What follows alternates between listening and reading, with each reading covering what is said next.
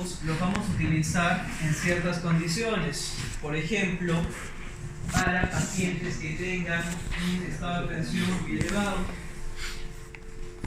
o de repente para pacientes que tengan riesgo cardiovascular y en el cual yo quiero evitar que el estrés o la ansiedad me generen efectos adrenérgicos, ¿sí? Entonces, una muy buena opción es la sedación consciente con el uso de benzodiazepinas.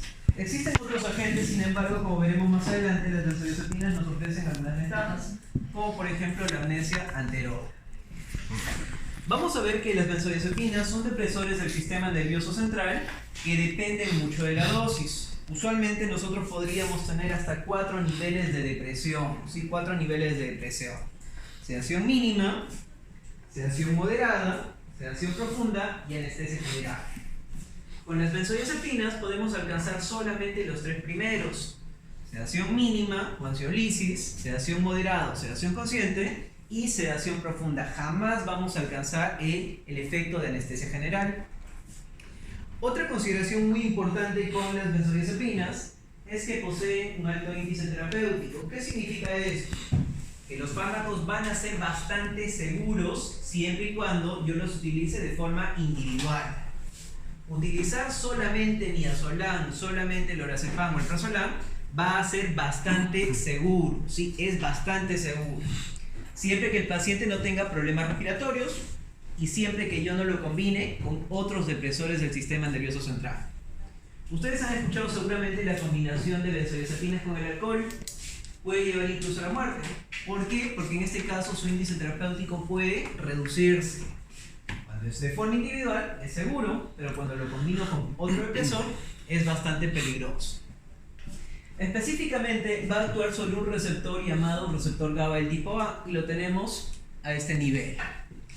Tenemos un receptor tipo canal iónico, el cual va a permitir justamente el flujo de iones. A ver, solamente para recordar un poco, nosotros tenemos diferentes neurotransmisores. Por ejemplo, imagínense que esta es una neurona.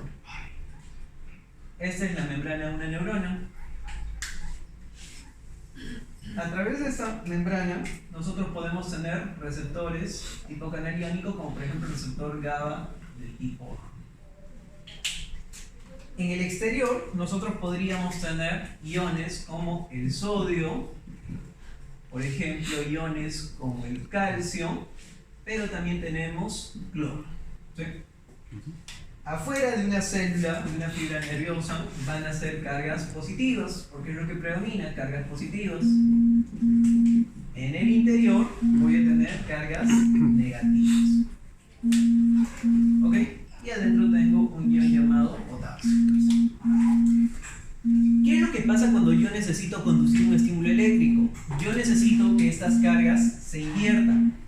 Que las cargas positivas estén en el interior y en el exterior tenga cargas negativas, ¿sí? Eso es lo que yo necesito para que una fibra nerviosa pueda conducir de manera adecuada. ¿Cómo podría producirse ese efecto? Por ejemplo, podría abrir algunos canales, aquí le agregamos uno más, un canal de sodio, ¿sí? Si el sodio ingresa, ¿qué cargas va a llevar consigo? Positivas. Cargas positivas. Significa que mi fibra nerviosa va a conducir adecuadamente cualquier estímulo. ¿Qué pasa si por el contrario yo hago que el cloro ingrese por este receptor? Va a volverse mucho más negativo. Y al volverse mucho más negativo se produce un fenómeno llamado hiperpolarización. Hiperpolarización. Y la hiperpolarización, ¿qué es lo que hace? Evita que cualquier estímulo pueda transitar de manera adecuada. Es decir, va a tener un efecto inhibitorio. Entonces, eso es lo que hacen las benzodiazepinas. Las benzodiazepinas lo que hacen es facilitar, ¿sí? Las benzodiazepinas lo que hacen es facilitar. Aquí tengo mi receptor GABA del tipo A, el cual es permeable para cloro. Usualmente tengo un neurotransmisor llamado GABA que va a abrir y me va a producir esta hiperpolarización. Pero las benzodiazepinas también van a este mismo receptor y hacen que ingrese este cloro, pero a una mayor velocidad. ¿Se entiende? Entonces voy a generar una mayor hiperpolarización en un menor tiempo. Voy a generar depresión del sistema nervioso central. ¿Queda claro entonces? Volvemos nuevamente a este gráfico. Tengo el receptor GABA de tipo A, ¿qué es lo que hace? Permite el paso de ¿qué iones? Iones cloro. Esto sucede en normalidad, o sea, siempre está sucediendo. Pero las benzodiazepinas aceleran este proceso, hacen que se produzca una mayor hiperpolarización de una manera mucho más rápida. Por lo tanto, voy a tener un efecto depresor también de una manera mucho más intensa, ¿sí? Por eso es que las benzodiazepinas se les considera como moduladores del receptor GABA de tipo A. Hacen que este receptor se abra y se cierre un mayor número de veces. Ok, específicamente se unen entre dos unidades, como son las unidades alfa y gamma, diferentes al neurotransmisor. Bueno, es un aspecto molecular. Vayamos a los 4 niveles de depresión que les estaba comentando. Usualmente, cuando yo utilizo estos depresores, puedo alcanzar efectos dosis dependientes. Por ejemplo, podría alcanzar un efecto de sedación mínima, un efecto de sedación moderada y un efecto de sedación profunda. Con las benzodiazepinas jamás voy a llegar a anestesia general, ¿sí? Tengan en cuenta esa característica. A la sedación mínima también se le conoce como ansiolisis, ¿sí? Un efecto ansiolítico, en la cual el paciente va a tener una respuesta normal ante una estimulación verbal. Es como si yo estuviese hablando de forma normal con mi paciente. Mi paciente responde a todas mis órdenes. ¿Qué sucede con las vías aéreas y con la función cardiovascular?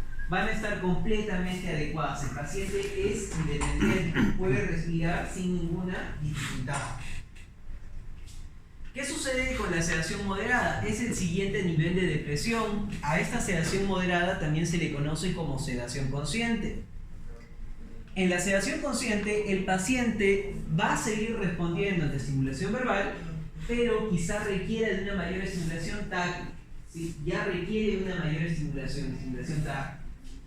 Igualmente, no requiere asistencia respiratoria, su ventilación espontánea también va a ser adecuada y también la función cardiovascular no va a ser modificada. ¿Ok? Entonces, estamos viendo que la depresión va a ir progresando de forma consecutiva. Pero ya en sedación profunda, vamos a ver que el paciente ya no responde ante estimulación verbal ni ante estimulación táctil.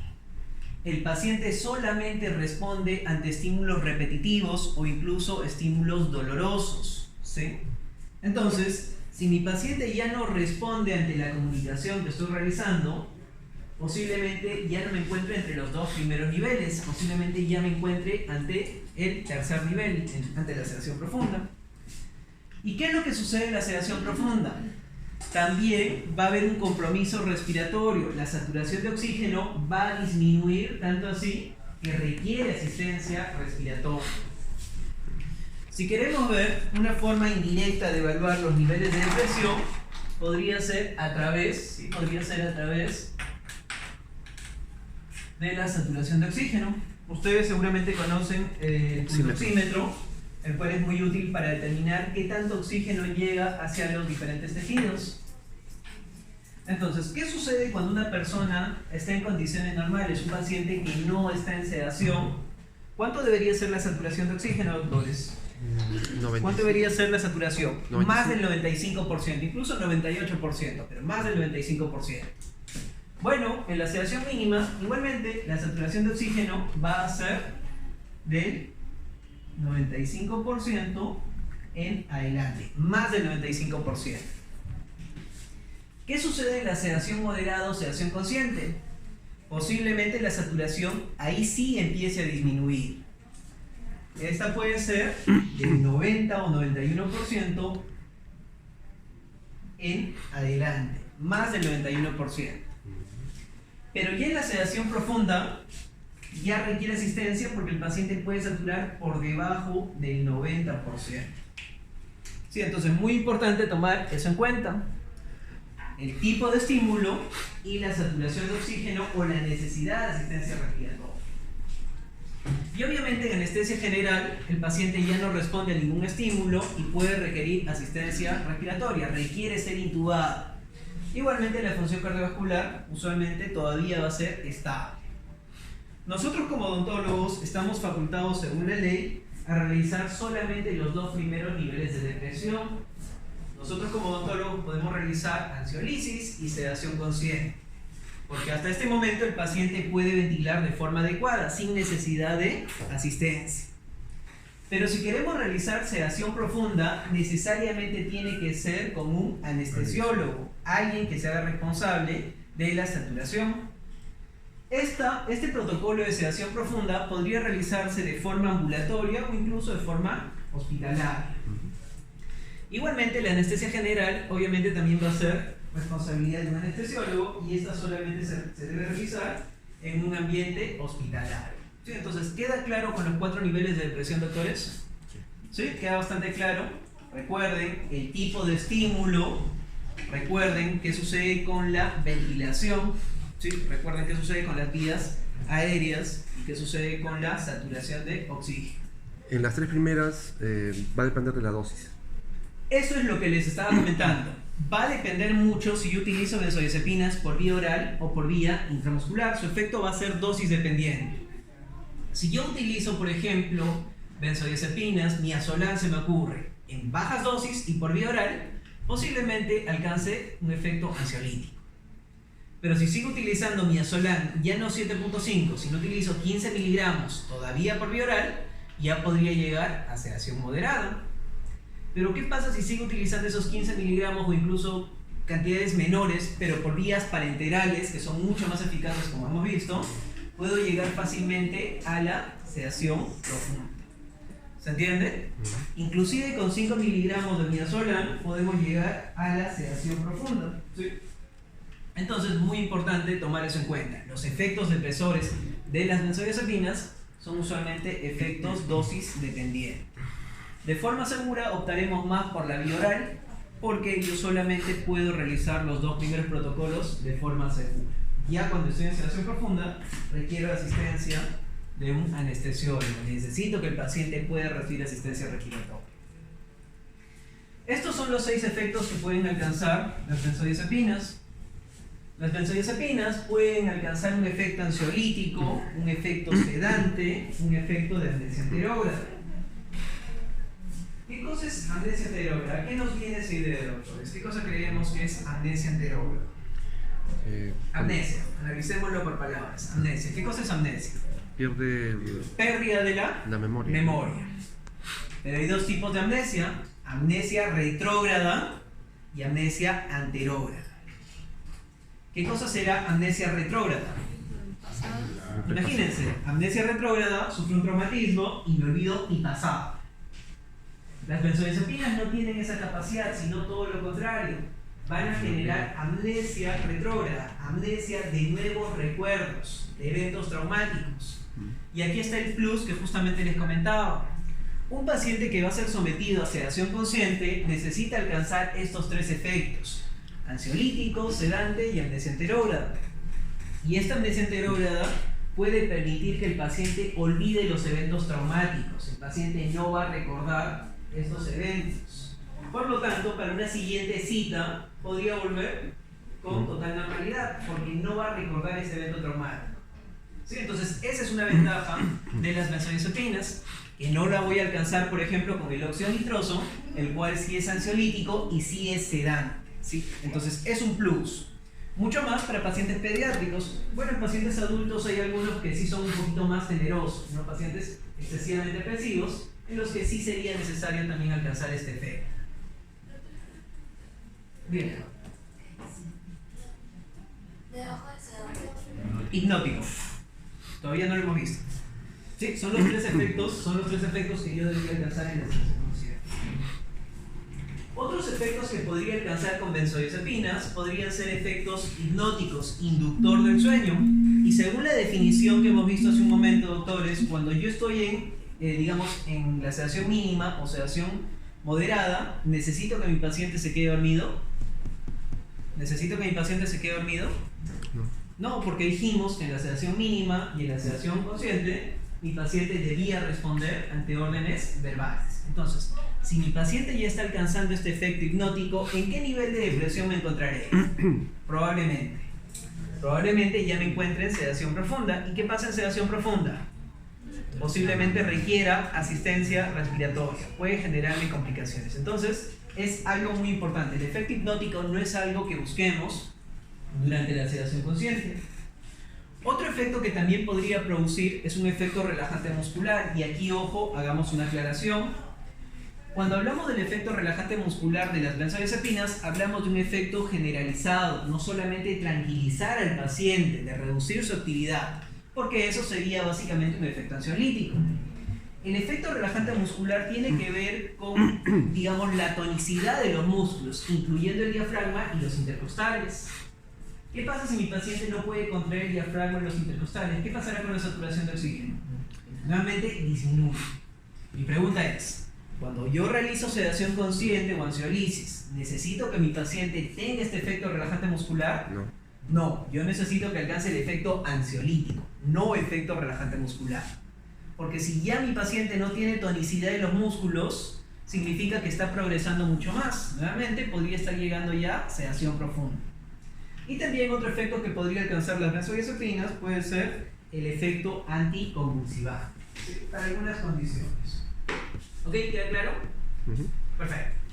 Las benzodiazepinas se pueden clasificar hasta en 4 grupos de acuerdo a su tiempo de vida media.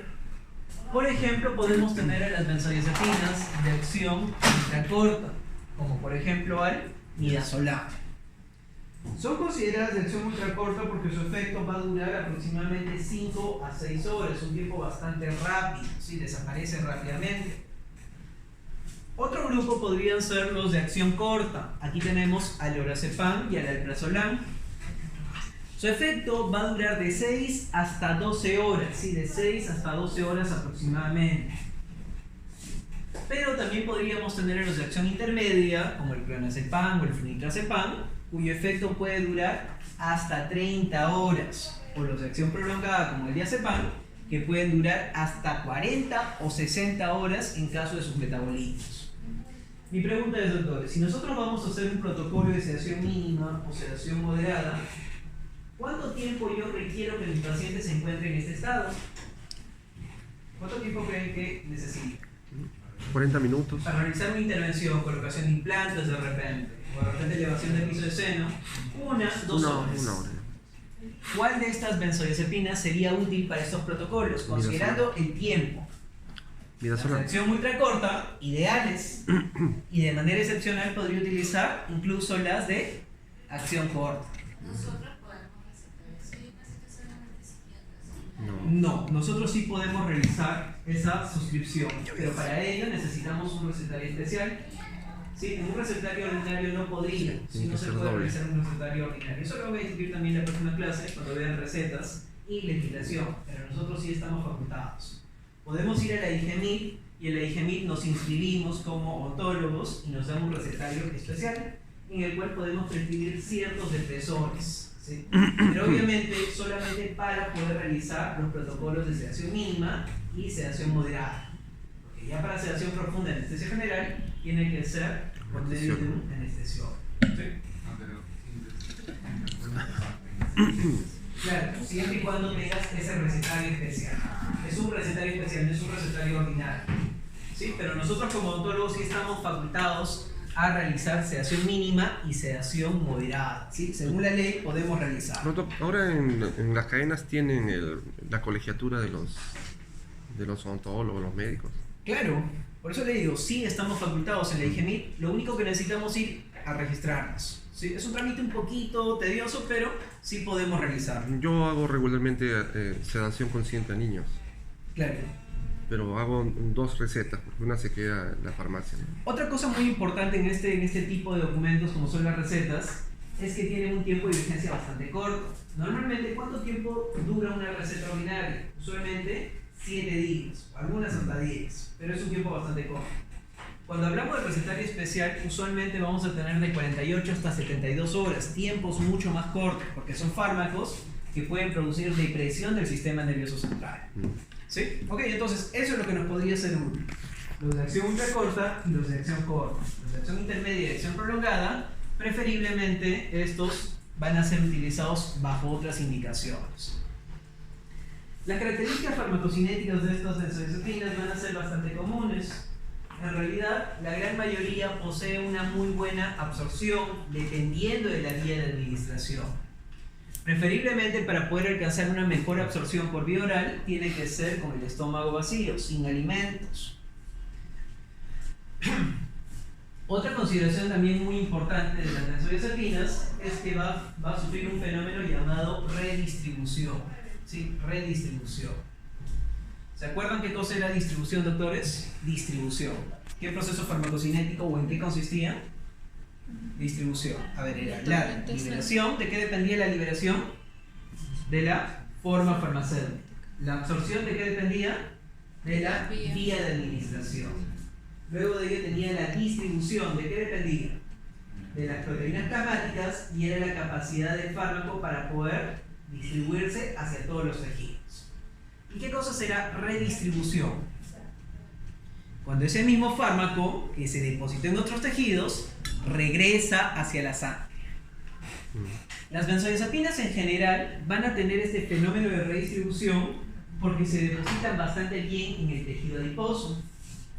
Imagínense, si yo tengo un paciente, para poner un paciente adulto, tengo un paciente de 45 años. Sí, tengo un paciente de 45 años. Este paciente de 45 años tiene un peso de 80 kilos. Yo le administro los 15 miligramos de midazolam y posiblemente voy a alcanzar un efecto adecuado. Pero ¿qué pasa si tuviese otro paciente de la misma edad, 45 años, pero que pese de repente unos 110 kilogramos, para ser un poquito más extremo? Le administro los 15 miligramos. ¿Ustedes creen que alcance el efecto adecuado? No. No. Primero porque necesito una mayor cantidad, aparentemente. Pero ¿qué sucede si yo aumento más cantidad de fármaco? Posiblemente este fármaco se distribuya mucho más por el tejido adiposo. Y luego de un rato, luego de un tiempo, podría generar nuevamente un efecto residual. ¿Se entiende? Lo que yo necesitaba era alcanzar sedación consciente. Pero al utilizar una mayor dosis, porque de repente le doy otros 15 miligramos, se me ocurre darle otros 15 miligramos, porque no alcancé el efecto, le doy 15 miligramos más. ¿Qué podría pasar? Podría generar un efecto ya de sedación profunda. Entonces, bastante precaución, sobre todo en personas que tengan un peso elevado, pacientes con obesidad. Doctor, ¿no es mejor usar el por kilogramo de peso, 2.3 a 2.5? Claro, esa es una primera opción, utilizarlo por kilogramo de peso. Pero teniendo en cuenta este grupo de fármacos, se tiene que hacer una corrección, ¿sí?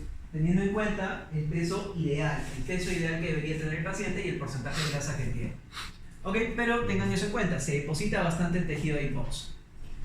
Otras características farmacocinéticas de las benzodiazepinas es que, por ejemplo,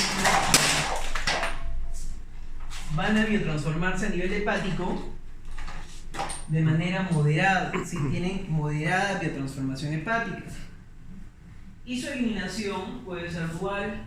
Principalmente se elimina por vía renal, pero también puede eliminarse por vía biliar. Si tienen una eliminación dual, se elimina por ambas vías. Ok, y como dijimos, cuando se metaboliza en el hígado puede generar algunos metabolitos que generan incluso un tiempo mucho más prolongado. El diazepam, por ejemplo, por sí solo tiene un tiempo de vida media de 40 horas. Pero un metabolito de diazepam puede durar hasta 60 u 80 horas, ¿sí? Entonces es muy importante el metabolismo hepático. Veamos algunos agentes individuales. Por ejemplo, de los que más vamos a usar son justamente los de acción ultracorta y los de acción corta, ¿no? Por ejemplo, teníamos a los de acción corta, al lorazepam, y también teníamos al alprazolam. El alprazolam va a ser una presentación bastante útil para nosotros porque básicamente su efecto es ansiolítico, ¿sí? Es esencialmente ansiolítico. Es muy difícil de que con el alprazolam yo pueda alcanzar los otros efectos, necesitaría de dosis mucho más altas. Por ejemplo, se podría utilizar en pacientes pediátricos, ¿sí? Podría utilizarle en pacientes pediátricos a una dosis de 0.125 miligramos hasta 0.250 miligramos, eso de una forma estándar. Pero también podría utilizar a una dosis por kilogramo de peso, que sería lo ideal.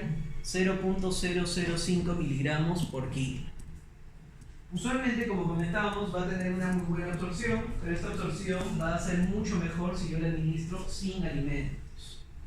Debo administrar 1 o 2 horas antes del procedimiento. Una presentación comercial es, por ejemplo, la que tenemos aquí. La tenemos con el nombre comercial de Xanax, que viene, ¿sí? Que vienen tabletas de 0.25 miligramos y de 0.50 miligramos. Entonces podría darle esta presentación o la mitad de esta presentación. Pero tenemos una limitación muy importante. Lamentablemente las benzodiazepinas en general tienen un sabor bastante desagradable y no tenemos presentaciones líquidas para el paciente. Así que necesitaríamos hacer un ajuste, digamos, o tendríamos que hacer una preparación especial utilizando un vehículo agradable. ¿Se acuerdan qué forma farmacéutica, lo comentamos me parece en una clase, qué forma farmacéutica tenía alta cantidad de azúcar? Jarabe. Los jarabes. Entonces se utiliza un jarabe para poder diluir esta presentación y de esta manera tengo una presentación líquida, ¿sí? Entonces podría ser una alternativa.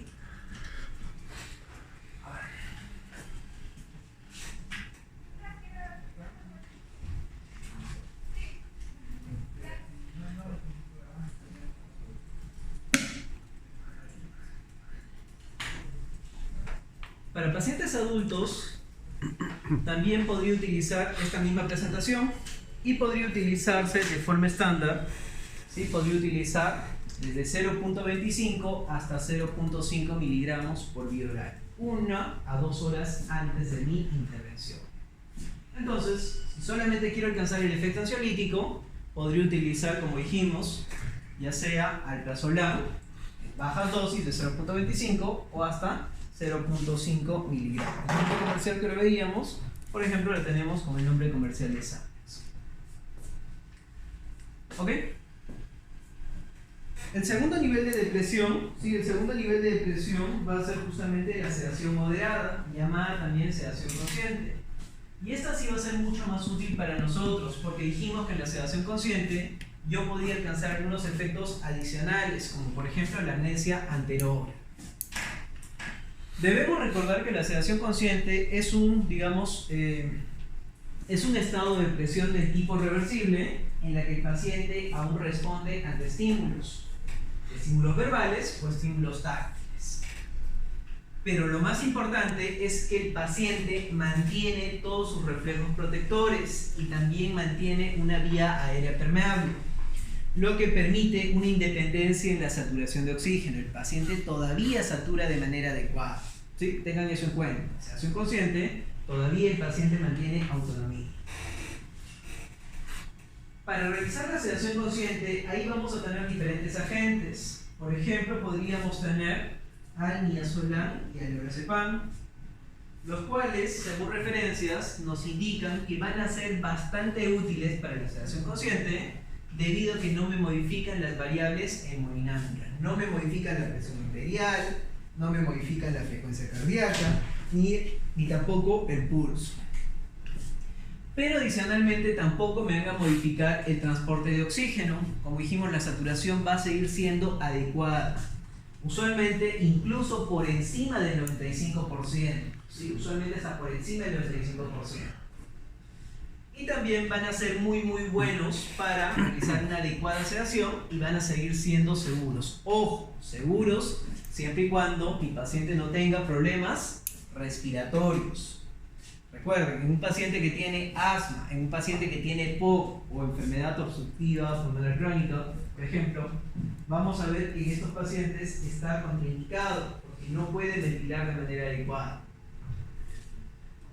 Y también teniendo en consideración que el paciente no debe consumir otro depresor del sistema nervioso central, ¿sí? Ningún otro depresor del sistema nervioso central, porque podría generar sinergismo.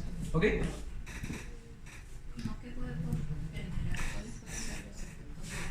¿Cuáles podrían ser los efectos adversos? Por ejemplo, podría generar un efecto sedante mucho más prolongado. Podría generar, por ejemplo, una dificultad respiratoria. Normalmente, como dijimos en la sedación consciente, la saturación debía ser por encima del 90 y no va a tener problemas. Pero si yo la combino, por ejemplo, con el alcohol, si yo la combino con relajantes musculares, diazepamina, ciclobenzaprina, por ejemplo, podrían generar un efecto depresor mucho mayor. Porque los efectos adversos que tienen estos relajantes musculares son justamente esos. Pueden producir, por ejemplo, letargo. ¿Sí? Relajantes musculares pueden producir letargo, pueden producir somnolencia. ¿Sí? Pueden generar cuadros de ataxia, es decir, una marcha tambaleante. Y justamente estos fármacos también tienen los mismos efectos adversos. Y adicional a ello, también podrían generar depresión o dificultad respiratoria.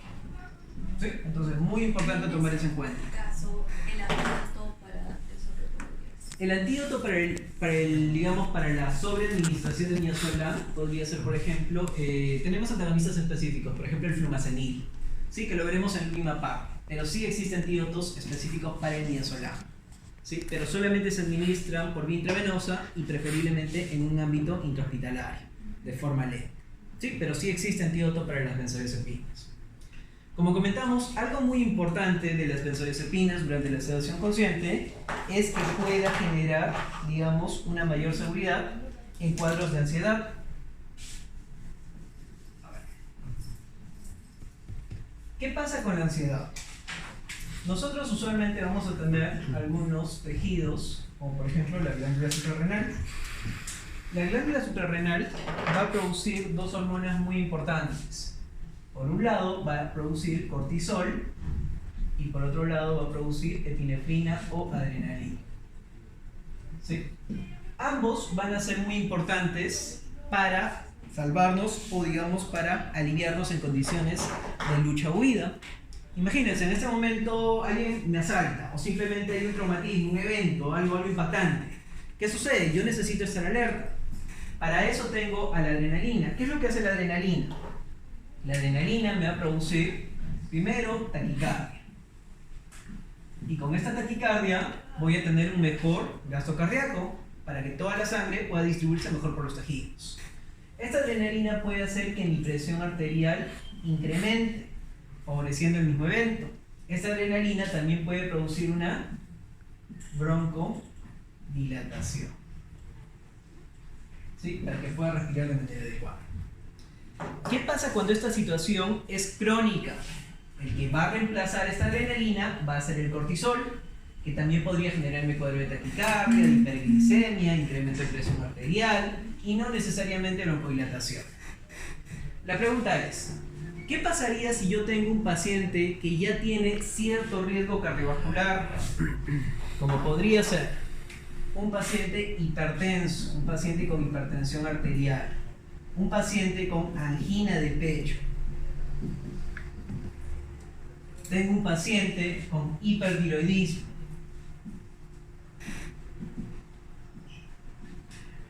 ¿sí? O tengo incluso un paciente diabético, un paciente obeso, un paciente que tenga riesgo cardiovascular? ¿Qué podría pasar si yo genero un evento traumático, un evento como dolor? El dolor, recuerden, es una señal de alerta que también puede desencadenar liberación de adrenalina en un primer momento y también podría favorecer liberación de cortisol. Entonces, si yo genero dolor en mi paciente con hipertensión arterial, su presión arterial se dispara.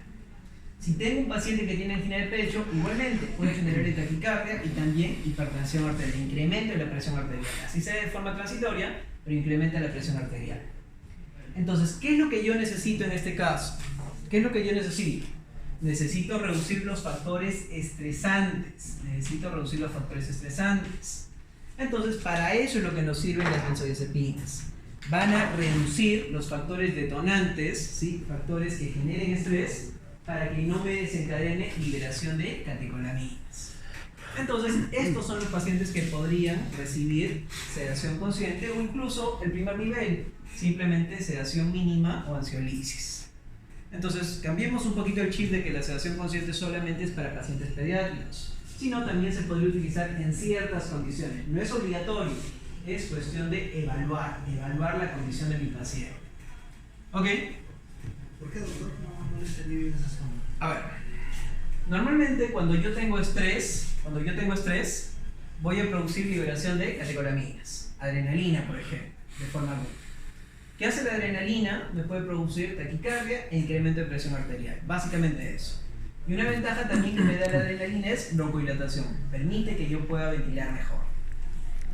Pero ¿cómo podría desencadenar también la liberación de adrenalina? Con otros mecanismos, estrés e incluso dolor. El dolor, mi intervención que sea muy traumática, puede hacer que libere también catecolaminas. Para eso necesito las Exacto. Exacto, entonces yo podría reducir la liberación de esta adrenalina de diferentes maneras, controlando el dolor de manera directa, es decir, realizando mis protocolos mucho más cuidadosamente, pero también podría reducir la liberación de estas controlando el estrés, porque el dolor de forma indirecta me va a generar estrés. ¿Los pacientes con hipertiroidismo generan todo eso también? El paciente con hipertiroidismo usualmente también va a generar cuadros de hipertensión, también cursa con cuadros de hipertensión. Un paciente hipertiroideo es, por ejemplo, una persona bastante delgada, que tiene exceso de hormonas tiroideas, que también pueden hacer que su presión arterial incremente. Es mucho más propenso a ser hipertenso. O que presente cuadros de arritmia.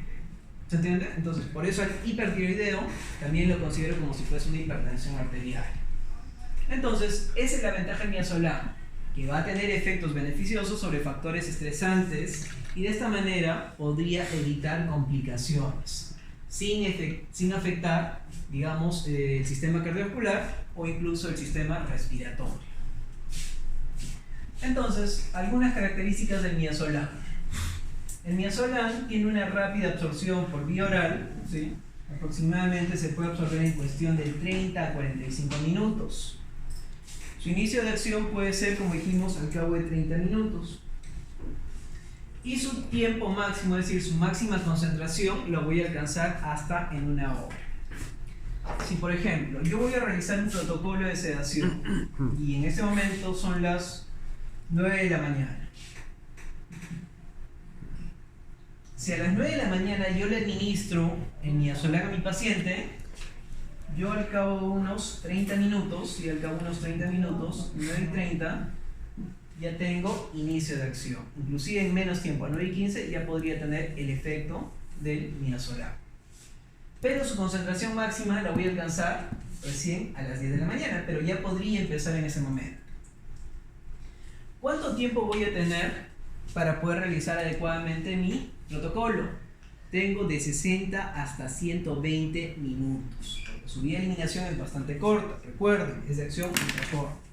Entonces, en el mejor de los casos puede durar hasta las 11:30, ¿cierto? 11:30, 9:30, 10:30, 11:30. Vamos a ver que durante la primera hora vamos a alcanzar los 3 efectos que hemos deseado: ansiolítico, sedante y también amnesia anterior. Aquí está el plus. Pero en la segunda hora solamente voy a conservar los 2 efectos, ansiolítico y sedante. Entonces, si yo quiero hacer intervenciones múltiples, quiero hacer varias intervenciones, ¿por qué tipo de procedimientos debería empezar? ¿Por los más traumáticos? ¿Por los más, digamos, por los que pueden generar mayor ansiedad en el paciente? Porque justamente en esta primera hora voy a alcanzar los 3 efectos. Voy a generar ansiólisis, sedación y amnesia anterior. Pero ya en la segunda hora simplemente alcanzo los 2 últimos efectos. ¿Ok? Y como dijimos, la gran mayoría de benzodiazepinas como el midazolam se eliminan principalmente por vía renal. En este caso, a través de un metabólico. ¿Qué presentaciones tenemos del midazolam? Tenemos 2 presentaciones. Por ejemplo, tenemos el Dormanit de 15 miligramos y también el Dormicum de 7.5 miligramos. Usualmente estas vienen recubiertas, como dijimos, porque tienen un sabor bastante desagradable. Y también tenemos presentaciones en ampolla que vienen de 15 miligramos en 3 mililitros. Sí, de 15 miligramos en 3 mililitros. Estas podrían tener diferentes utilidades. Como dijimos, si voy a utilizarla por vía oral, Si yo lo utilizo por vía oral, ¿qué niveles de depresión podría alcanzar? Viendo estas tres presentaciones, doctor. Si yo utilizo por vía oral 7.5 miligramos, ¿qué efecto alcanzaría básicamente? 7.5. Ansiolítico. Básicamente un efecto ansiolítico. ¿Qué pasa si ahora yo utilizo 15 miligramos? Voy a progresar un poco más y voy a alcanzar un efecto de sedación consciente. ¿Sí? Estoy en el segundo nivel. ¿Qué pasa si yo utilizo la presentación en ampollas por vía intramuscular y por vía intravenosa y encima utilizo la dosis completa? Posiblemente pueda llegar fácilmente a sedación profunda. ¿Sí? Entonces, estas las debo utilizar con bastante precaución, sobre todo porque muchas veces tenemos la mala costumbre de utilizar estas ampollas para una vía que no le corresponde. Estas, ¿para qué indicaciones me dice el doctor? ¿Qué indicaciones debo utilizar esta ampolla? Intramuscular. ¿Intramuscular o intravenosa? Intravenosa. ¿Qué creen que pasa si yo lo utilizo por vía oral? ¿Qué creen que pasa? Porque se ha visto, ¿no? Seguramente muchos podrían decir, yo diluyo la ampollita. ¿Qué pasaría si yo diluyo la ampollita en un jugo, en un jarabe, en un algo y le doy a mi paciente? ¿Ustedes creen que alcance el mismo efecto que una presentación por vía oral? Pensemos en algo. ¿El pH de mi músculo es el mismo pH que mi estómago? No. No. Entonces, ¿qué podría pasar? Simplemente que cierta parte del fármaco se neutralice. Lo mismo que con el alprazolam. Podría diluir estos 15 miligramos del comprimido en un jarabe y mejor le doy ese jarabe por vía oral. Porque si yo hago esta presentación, si yo administro esta ampollita por vía oral, posiblemente no voy a alcanzar el efecto deseado. Y en los tres efectos, ¿cuál era el efecto que yo necesitaba? El efecto de amnesia anterógrada. Posiblemente alcance el efecto ansiolítico sedante, pero la amnesia anterógrada de repente no lo alcanza. Doctor, ¿y si eso se administra nasal por el endotelio? El detalle es que cuando yo administro por vía intranasal va a ser algo bastante similar a esto, pero el detalle es que puede alcanzar un efecto depresor muy intenso. Puede llegar de la sedación consciente, que es lo que yo necesitaba, fácilmente a la sedación profunda. Y en la sedación profunda mi complicación más grande ¿cuál es? Que lleve a la muerte de manera directa, no necesariamente, sino que la saturación de oxígeno disminuya y esto le pueda llevar justamente a la muerte. No de forma directa, a eso me refiero. Claro. ¿Ok? O que me genere secuelas de repente, o de isquemia en algún otro tejido. Ok, entonces es bastante peligroso, sobre todo por intranasal, porque podría utilizarse en dosis demasiado elevadas. Entonces se podría utilizar para pacientes pediátricos a una dosis de 0.25 hasta 0.50 miligramos por kilo. Recuerden, 30 a 45 minutos antes del procedimiento, preferiblemente con el estómago vacío. Y también podría utilizarla por vía intramuscular. Sin embargo, ¿qué sucede por vía intramuscular? Muchas veces puede generar un efecto mucho más intenso, ¿sí? Entonces, tener bastante precaución. En algunos niños, por ejemplo, de rango de edad de 3 a 6 años, pueden requerir una mayor dosis. ¿Sí? Sucede que si tengo esta edad, tengo de 1 año hasta los 12 años, ¿cuánto es la dosis que debería emplear? De 0.25 hasta 0.50 miligramos por kilo. Pero hay una ventanita que viene a ser esta, de 3 a 6 años. De 3 años hasta los 6 años. En la que esta dosis es insuficiente. Necesito aumentar hasta 0.5 hasta 0.75 miligramos por kilo. ¿Por qué? Porque su metabolismo en esa edad para este fármaco es mucho más acelerado. ¿Sí? Entonces por eso es que en ese rango de edad se necesita una dosis mucho más alta. Bueno, no son ontopediatras, pero es un dato bastante curioso. Sí. Vamos a ver que para poder alcanzar, por ejemplo, el efecto sedante, como lo habíamos visto anteriormente, podría utilizarse, como dijimos, podríamos utilizar para pacientes adultos.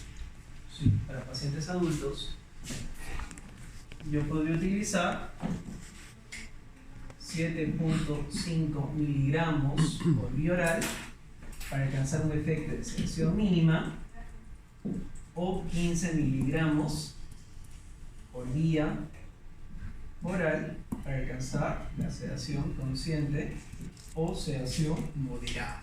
¿sí? Sedación consciente o sedación moderada. Otra de las indicaciones que también vamos a ver para el uso del midazolam es, por ejemplo, como anticonvulsivante. ¿Sí? Como anticonvulsivante. Usualmente, ustedes saben que una convulsión puede tener diferentes etiologías. ¿Por qué un paciente cree que pueda convulsionar? ¿Por qué un paciente podría convulsionar, doctores? Por fiebre. Por ejemplo, por infecciones o cuadros febriles. Esa es una posibilidad. Cuadros febriles o infecciones. ¿Qué otra posibilidad para que un paciente convulsione? Tenga ¿Cuál podría epilepsia. ser otra posibilidad? Epilepsia, ¿verdad? Dígame. Por epilepsia. Epilepsia, parte de una enfermedad, tiene epilepsia. ¿Ok? ¿Qué otra causa podría generar? Imagínense, soy un paciente que está viniendo a la consulta muy feliz y en el camino tengo un accidente, un traumatismo. Lamentablemente, luego de ese trauma pasan unos minutos, llego a la consulta y empiezo a convulsionar. Esto también podría ser otra causa. Otra posible causa también podría ser la hipoglicemia.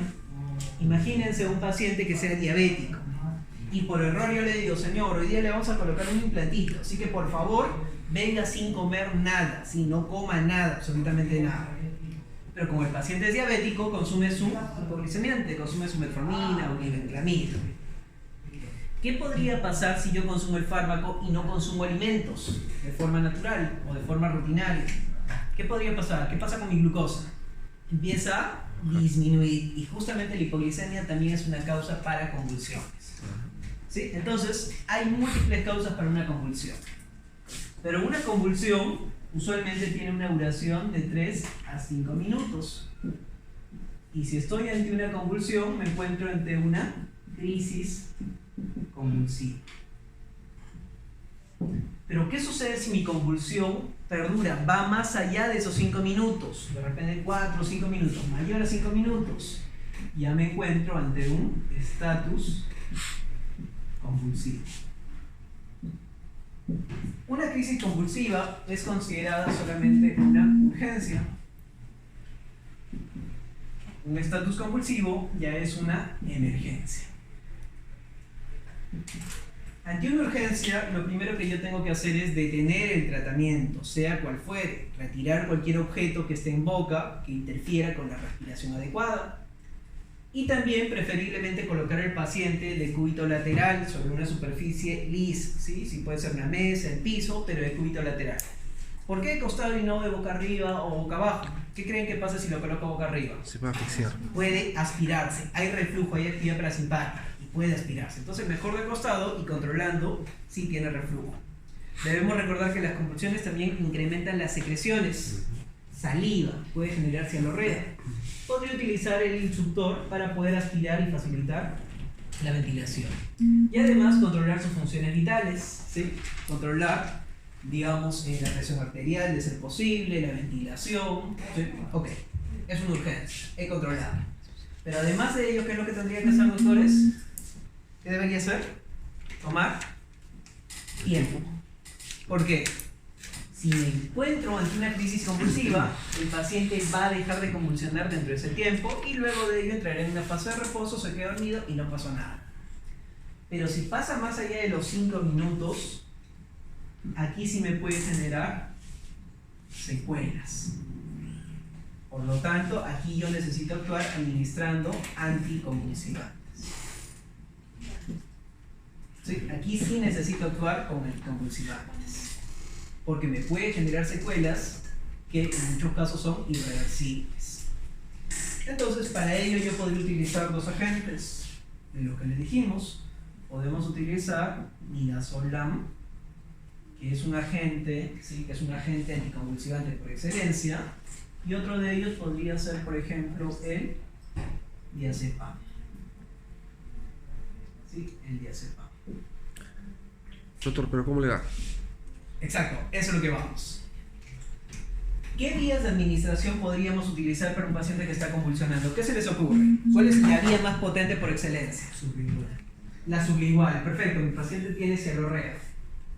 Mi paciente tiene gómitos. Mi paciente tiene gran tonicidad de macetero, tiene tigios. ¿Se le va a ocurrir colocar cualquier objeto en boca? No. Colocaré mi dedo. A ver, No. vamos a perder un dedo, es muy peligroso. Debe recordar también, haciendo una pausa en eso, que jamás se debe colocar nada en boca en el paciente.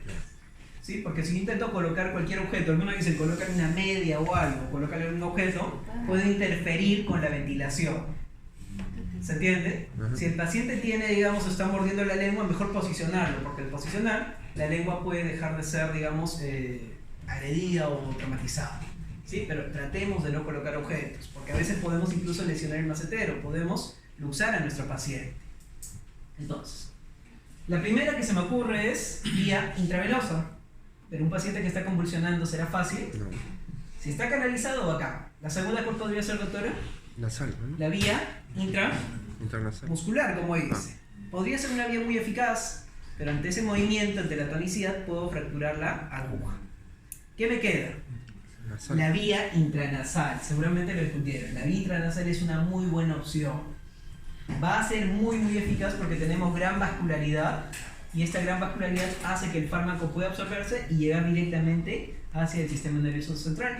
Recuerden que tenemos cribas que comunican, entonces nos permite alcanzar un efecto. Entonces podría utilizar midazolam por intranasal de 0.15 hasta 0.20 miligramos por kilo. Y si fuese diazepam, igualmente por vía intranasal de 0.10 a 0.15 miligramos por kilo. ¿Sí? Entonces tengo opciones. ¿Cuánto tiempo tengo para hacer el cálculo? 5 minutos. ¿Cierto la su pregunta? El midazolam y el diazepam ya vienen, o sea, en forma farmacéutica intranasal o qué? No, viene en ampollas de 15 miligramos en 3 mililitros. Y el diazepam viene en ampollas de 10 miligramos en 2 mililitros. Hagamos un ejercicio para poder hacer el cálculo, ¿les parece? Ujú. ¿Sí? Ok. Pero recuerden que ante una convulsión debo saber primero si es una crisis o un estatus. Y la única forma de saber cuál es, Con el tiempo. mediante el tiempo. Antes de los 5 minutos no es necesario, salvo que es una convulsión muy severa, salvo que la convulsión sea solamente tónica, solamente rigidez, o salvo que la convulsión me genere gran rigidez que forma como un arco, ¿sí? Que se conoce como pistoto. Eso ya me indica severidad y ya podría administrar. Pero si el paciente tiene movimientos tónicos clónicos, contracción y relajación, tranquilamente podría esperar. Ok, entonces, vamos a ver. Una edad para un paciente, doctores. Pues 55. 55 años. Condición del paciente. Sí. Paciente de 55 años. Que pesa aproximadamente. ¿Que pese cuánto? A ver. Que esté obeso. 7 kilos. Que esté obeso. Para un paciente estándar, consideremos. Un paciente de 78 kilogramos. Ok, paciente de 78 kilos. Y yo peso. Que es mucho para un paciente de esa edad, ¿no? Porque a veces ya empieza a disminuir la masa. Ok. Mi paciente es diabético y ese día le iba a colocar un implantito y le dije, señor, no consuma nada porque es muy peligroso. Pero el paciente sí consumió su hipoglicemia. Ok. Empieza la convulsión. Llega a los 5 minutos. ¿Qué es lo que tengo que hacer? Administrar, por ejemplo, midazolam. ¿Cuánta es la dosis de midazolam? De 0.15 hasta 0.20 miligramos por kilo. Ok, decido darle eso. De midazolam, ¿qué presentación tenía? Tengo una ampolla de 15 miligramos en 3. 3 mililitros. De 15 miligramos en 3 mililitros. ¿Ok? Para hacer un cálculo de dosis, para hacer un cálculo, yo necesito 3 datos muy importantes. Uno de ellos es la dosis, la tengo. Otro de ellos es el peso y otro de ellos es de dónde voy a conseguir. Primero lo que hago es dosis por peso. Dosis por peso. 0.15 miligramos por kilo por el peso del paciente, que es 78 kilos. ¿Cuánto sale, doctores? 78 por 0.15.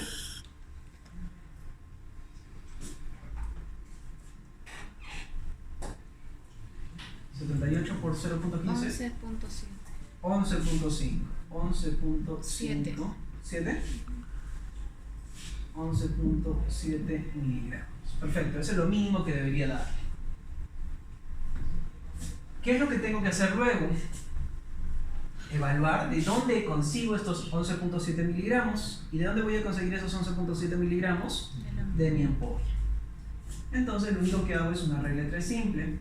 Es decir, voy a hacer la concentración que yo tengo versus la cantidad que yo necesito. Si tengo 15 miligramos en 3 mililitros y yo necesito 11.7 miligramos, ¿cuántos mililitros le corresponde? Sería 11.7 por 3 entre 15.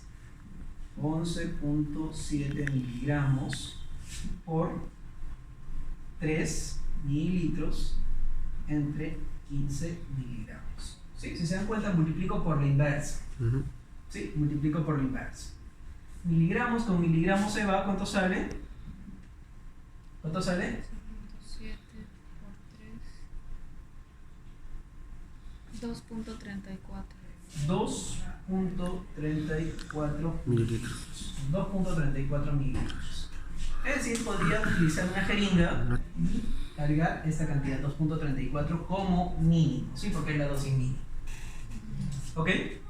Si quiero transformarlo a gotas, lo único que tengo que hacer es saber que en un mililitro, en una jeringuita, tengo 20 gotas. Así que, ¿cuánto equivale? ¿A cuántas gotas equivale 2.34? Si en un mililitro tengo 20 gotas, en 2 mililitros, 2.34, ¿cuánto debería ser? 2.34 por 20.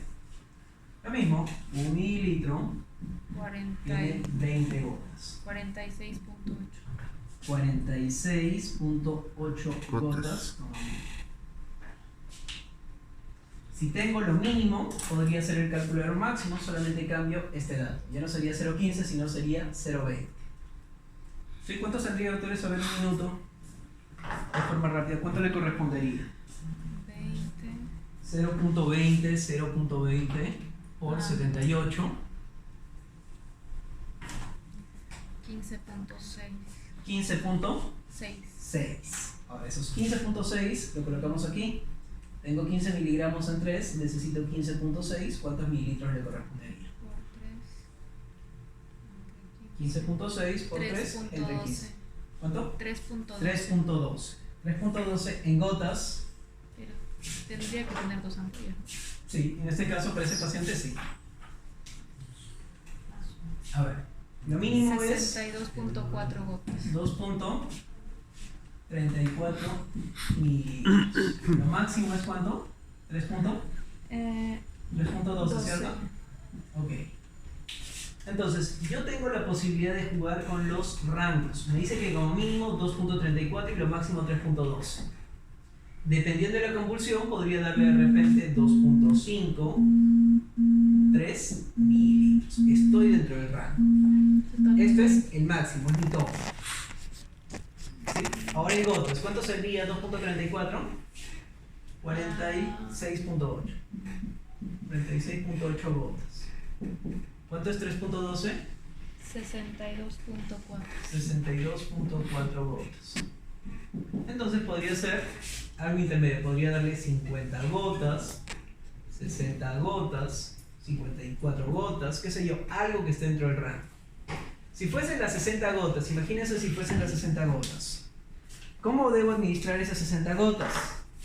30 en cada fosa nasal. ¿Sí? 30 en cada fosa nasal. Y de esta manera podría controlar, en este caso, la convulsión de mi paciente. O sea, nunca manejo ni el mínimo ni el máximo, siempre el medio.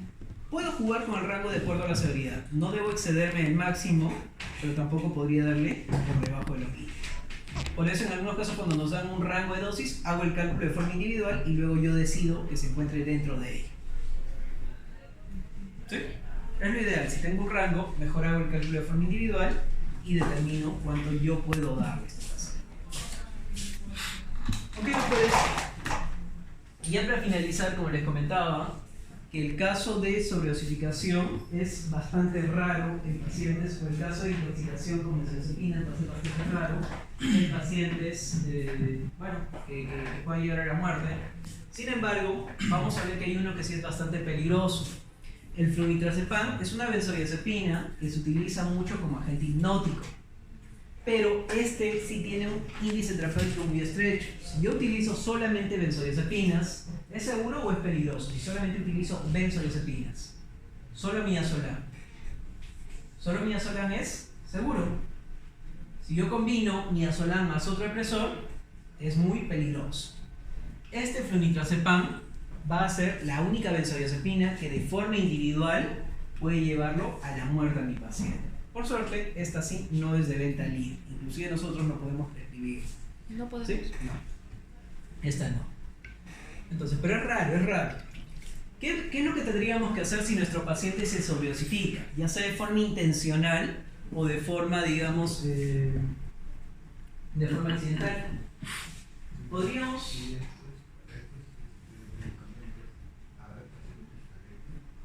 Alergia a las benzodiazepinas es muy raro, no se ha reportado. Sí, no se ha reportado muchos casos. En todo caso, hasta donde yo tengo entendido, no se ha reportado. ¿Sí? Pero vamos a ver que en caso de sobredosificación, lo primero que debería hacer, ¿cuál es? Monitorizar las funciones vitales, enfatizando en qué funciones vitales, doctores. Respiración. A la función respiratoria, vías aéreas. Lo primero que debo hacer es que mi paciente tenga una adecuada saturación, permeabilizar las vías aéreas. Y también, de ser el caso, promover la eliminación del fármaco. ¿Sí? ¿Cómo podríamos promover la eliminación del fármaco? Si fuese por vía oral, ¿cómo podría ser? Inducir el vómito o lavado gástrico. Pero esto solamente es útil durante las primeras horas, porque en este caso es evitar que el fármaco pueda absorberse. Después de 4 horas, ¿ustedes creen que sea útil promover el vómito? No, porque 4 horas y el fármaco se absorbió. El lavado gástrico tampoco tendría sentido, porque el fin de este es evitar la absorción. ¿Y qué se hace después de las 4 horas? Después de las 4 horas se puede seguir con esto: administración de un antagonista específico como el flumazenil. Flumazenil por vía intravenosa de forma lenta. Sí, tenemos esa presentación justamente, que puede ser el antídoto, si existe antídoto. Seguir monitorizando las funciones vitales y, de ser el caso, que reciba administración de flumazenil. Por eso les decía, usualmente nosotros podemos realizar los 2 primeros protocolos de sedación mínima y sedación consciente. Si yo veo que mi paciente está progresando a sedación profunda porque la saturación empieza a disminuir, porque mi paciente se queda dormido, de inmediato necesito llamar al servicio de urgencias. ¿Para qué? Para que puedan administrarle el antagonista de forma específica. Nosotros no. No, esto tiene que ser de forma intrahospitalaria, de forma lenta. ¿Algún otro antídoto que no tenemos que ver? No, lamentablemente no. O sea, si llegamos a ese caso, necesitamos llevar el servicio de urgencias. ¿Y ese es el antídoto para todas las benzodiazepinas? Sí, para todas, para todas. El flumazenil es el antídoto para toda intoxicación por benzodiazepinas. Ok, y para finalizar tenemos algunas recomendaciones durante el embarazo y la lactancia. Es decir, si yo tengo una paciente que está gestando, puedo administrar una benzodiazepina. Tengo una paciente gestante y mi paciente es excesivamente aprensiva, no colabora. ¿Puedo utilizar benzodiazepinas? No puedo utilizar. Según la FDA, los fármacos han sido clasificados en 5 categorías, por lo menos los que han sido aprobados por la FDA. Estas categorías seguramente las han visto, son consideradas categoría A, B, C, D y categoría X. ¿Qué nos indican los fármacos categoría A y B? Que son fármacos seguros, ¿sí? Son fármacos seguros. Entonces, si yo tuviese que colocar, podría decir, tengo fármacos categoría A y categoría B, son fármacos seguros. Significa que no me van a generar daño ni a la madre, ni tampoco al niño en formación. Fármacos categoría C, ya me ponen en alerta, me dicen que debo valorar riesgo, beneficio. Obviamente, ¿cuál debería ser mayor? El beneficio. Significa que existe riesgo potencial, en algunos casos reversible, pero ya no es mi primera opción. ¿Cuándo podría utilizarlas? Cuando no tenga los anteriores. Fármacos categoría D y categoría X son fármacos prohibidos. Son fármacos que me van a generar un efecto o un riesgo muchas veces irreversible. Teniendo en consideración que la de categoría D te dice, esta la puedes utilizar solo cuando la vida de la madre está en peligro. Sí, solo cuando la vida de la madre está en peligro. Bajo ninguna otra circunstancia más. Entonces, todas las benzodiazepinas son categoría D y categoría X, como el triazolam. Todas categoría D. Y esa de aquí es una que se conoce como triazolam. ¿Y cuándo se usa? Mi pregunta es, doctores. ¿Cuándo se usa la X? Nunca. Mi pregunta es, exacto. ¿Cuándo voy a utilizar benzodiazepinas durante la gestación? ¿Puedo utilizarlas para sedación? No. A término, ¿cómo será? ¿Puedo utilizarlas cuando mi paciente está convulsionando? Más allá de los 5 minutos o está ante un estatus. Sí. ¿Secuela?